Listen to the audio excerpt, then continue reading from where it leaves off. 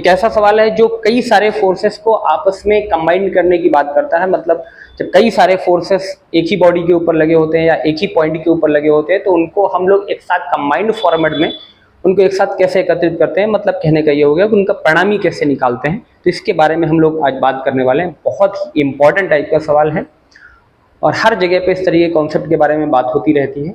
तो क्वेश्चन क्या है, भुजा ए वाले वर्ग के चारों कोनों ए बी सी डी में से प्रत्येक पर क्यू आवेश रखा गया है, बिंदु डी पर रखे आवेश पर लगने वाला बल ज्ञात कीजिए। एक वर्ग है और उसके चारों कोनों पर एक आवेश रखा गया है स्मॉल क्यू, और जो डी पर चार्ज रखा हुआ है, रखे तो सब पे सेम ही है। तो डी वाले के लिए स्पेशली उन्होंने पूछा, तो डी वाले की ही हम बात करेंगे। वैसे किसी के ऊपर भी पूछा जा सकता था। तो डी पर जो चार्ज रखा है उसके ऊपर नेट फोर्स कितना आ रहा है ये हमसे पूछा गया है। तो जरा हम लोग पहले जरा डायग्राम बना लेते हैं ताकि बात थोड़ी सी ज्यादा क्लियर आ जाए। तो सीन कुछ ऐसा है,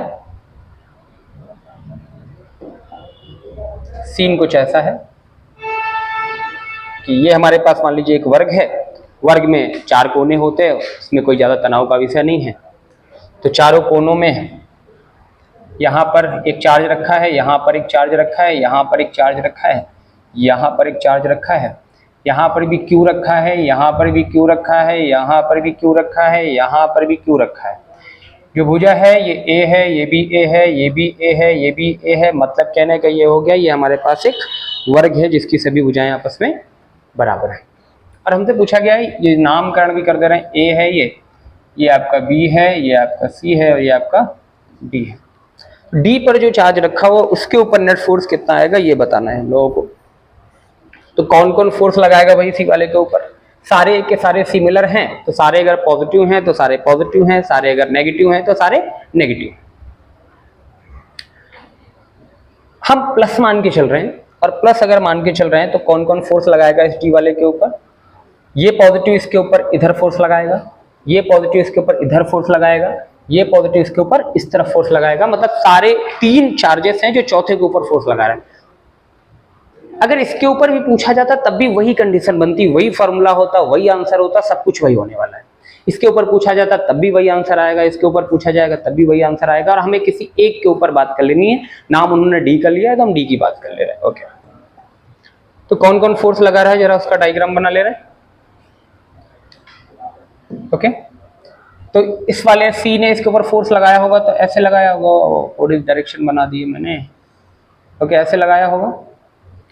जो ए ने लगाया होगा वो ऐसे लगाया होगा, और जो बी ने लगाया होगा वो ऐसे लगाया होगा। तो 3 लोग फोर्स लगा रहे हैं इसके ऊपर। कितना कितना फोर्स लगा रहे हैं? इसने जो लगाया उसको हमने बोल दिया एफ ए, इसने जो लगाया उसको हमने बोल दिया है एफ सी, और इसने जो लगाया उसको हमने बोल दिया है एफ बी। कितना बोल दिया? एफ बी बोल दिया। कितना निकल के आएगा ये तो जरा ये भी निकाल ले रहे हैं, तो हम यहाँ साइड में निकाल रहे हैं इसको। एफ ए बराबर 1/4 pi epsilon not this into this, मतलब क्यू इंटू क्यू। सो क्यू इंटू क्यू अपॉन बीच का डिस्टेंस ए स्क्वायर है। ये आपका एफ ए आ गया। दूसरा देखिए एफ सी कितना लग रहा है, जरा ये भी देख ले रहे हैं। एफ सी जो आ रहा है वो कितना आ रहा है? 1/4 pi epsilon not this into this, मतलब क्यू इंटू क्यू अपॉन बीच का डिस्टेंस कितना आ जाएगा? ए स्क्वायर आ जाएगा। दोनों फोर्सेस आप देखिए जरा बराबर हैं, इक्वल हैं बिल्कुल। तो हम इनको अलग अलग लिखने से अच्छा है कि हम इनको सेम ही लिख ले रहे हैं, और हम इन दोनों लोगों को एक साथ लिख रहे हैं एफ। क्या लिख रहे हैं? जहां पर एफ ए लिखना होगा वहां पर भी एफ लिख देंगे, और जहां पर एफ सी लिखना होगा वहां पर भी एफ ही लिख देंगे, ताकि इतना बड़ा डाटा कैलकुलेट करने में हमें लिखने की जरूरत ना पड़े। आप ये करिए, बढ़िया रहेगा। अब हम जरा निकालते हैं एफ बी कितना आ रहा है। एफ बी कितना आएगा भाई जरा बताओ। तो फिर से 1/4 pi epsilon naught Q into Q, और बीच का डिस्टेंस, हाँ ये डिस्टेंस कितना आने वाला है? तो ये आपका एक त्रिभुज बन रहा है जिसका ये लंब है, ये आधार है। तो पाइथागोरस आप लगा सकते हैं। क्या लगाएंगे? के स्क्वायर बराबर ए स्क्वायर प्लस एल स्क्वायर। ए स्क्वायर कितना है, मतलब आधार, ये भी ए स्क्वायर है, प्लस ये एल कितना है, ये भी ए स्क्वायर है। तो के स्क्वायर बराबर आ गया आपके पास ए स्क्वायर प्लस ए स्क्वायर, मतलब 2a स्क्वायर, यहाँ से आप के बराबर निकालेंगे तो आएगा a रूट 2। ओके, तो कितना आ जाएगा, a रूट 2 आ जाएगा आपके पास। तो ये आपका आ गया a रूट 2 और इसका लगा देंगे होल स्क्वायर। फाइनली सॉल्व करने के बाद आ जाएगा 1/4 pi epsilon naught q into Q upon a square करेंगे तो a स्क्वायर होगा और रूट 2 का स्क्वायर करेंगे तो 2 लिख सकते हैं इसको। अब इसको भी अगर हम इस फॉर्मेट में लिखना चाहें तो देखो जरा, ये इतना जो डेटा लिखा है वो वही लिखा हुआ है जो हमने ऊपर माना है, f माना है, तो ये भी f लिखा हुआ है। तो हम इसको भी fb को भी अगर ये लिख दें f और ये बाई में 2 बच रहा है, बाई 2, fb कितना है, f बाई 2 के बराबर है। सिंपल सी बात। अब तीन फोर्सेस हैं, तीनों को मिलाकर के हमें एक बनाना है, कंबाइंड करना है, मतलब इन लोगों का परिणामी निकालना है। क्योंकि बल जो है वो सदिश राशि, और सदिशों को हम लोग इजीली ऐसे नहीं जोड़ सकते हैं कि 3 + 2 + 5 ऐसे करके जोड़ दें, तो ऐसा नहीं कर सकते। यहाँ पर ये मायने रखता है सदिशों के बीच में कि दोनों के बीच में एंगल कितना बना है, ये भी मायने रखता है। तो 2-2 करके जरा हम कॉम्बिनेशन आपको दिखाते हैं।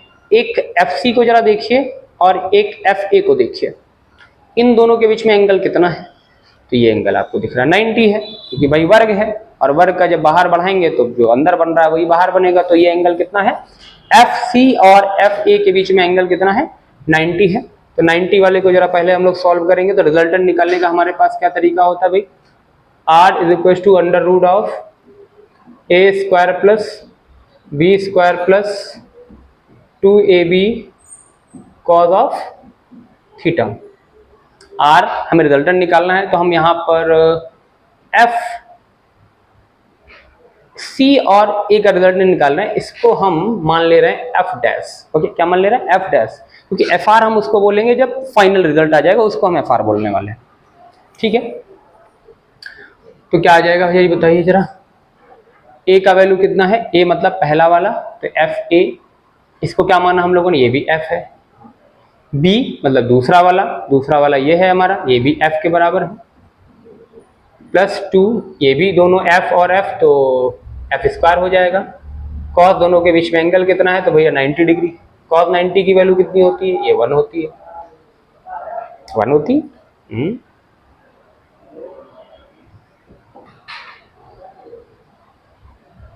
1 कहाँ होती है,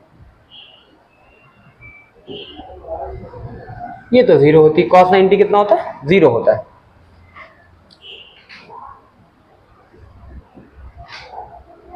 F' is equal to √f², ये पूरा 0 हो गया क्या, ये क्या आ जाएगा, f² प्लस f² मतलब 2f²। F' निकालेंगे तो कितना आने वाला है भाई, f बाहर आ जाएगा तो f√2 आ गया। ओके, इन दोनों को सॉल्व करके हम लोगों ने कितना बना दिया, इसको f√2 बना दिया।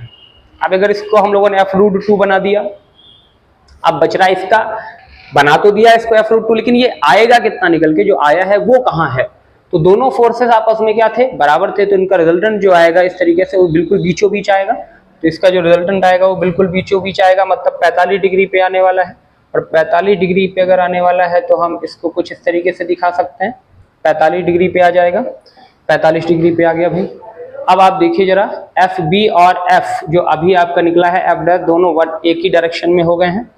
और अगर दोनों एक ही डायरेक्शन में हो गए हैं, तो जब एक ही डायरेक्शन में होते हैं तो दोनों फोर्सेस को आपस में क्या कर दिया जाता है, जोड़ दिया जाता है। तीनों बातें हम आपको पहले भी बता चुके हैं, पुराने लेक्चर्स में भी बता चुके हैं कि अगर दोनों फोर्सेस या कोई भी दो सदिश राशियां एक ही डायरेक्शन में है तो उनको जोड़ दीजिए, 90 पे है तो पाइथागोरस लगा दीजिए, अपोजिट है तो घटा दीजिए, और बराबर है 120 डिग्री का एंगल है तो वही फोर्स आ जाता है, ये फोर्स हो या जो भी कुछ भी हो, तो ये दोनों आपस में जुड़ जाएंगे।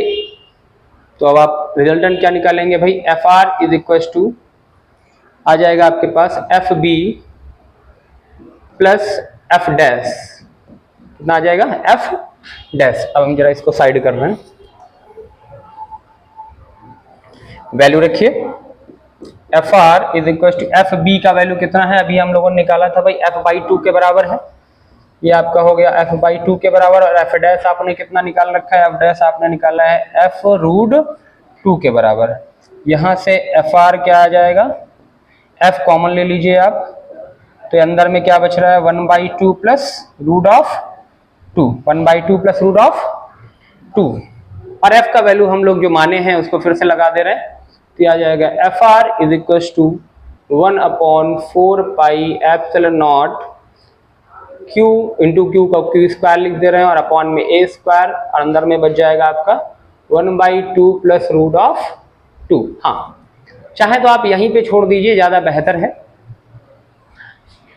कई केसेस में हो सकता है ये भी किया गया हो कि यहाँ से √2 कॉमन ले लिया गया हो, तो हम इसको ऐसे भी लिख सकते हैं। कैसे भी लिख सकते हैं, यहाँ पे एलसीएम वगैरह ले लीजिए, तो ये आ जाएगा आपके पास F R is equal to 1/4 pi epsilon naught q square upon a square. LCM लेंगे तो कितना आएगा 1 + 2√2 और अपॉन में √2। ऐसा भी लिखा जा सकता है, इसमें भी कोई बुराई वाली बात नहीं है।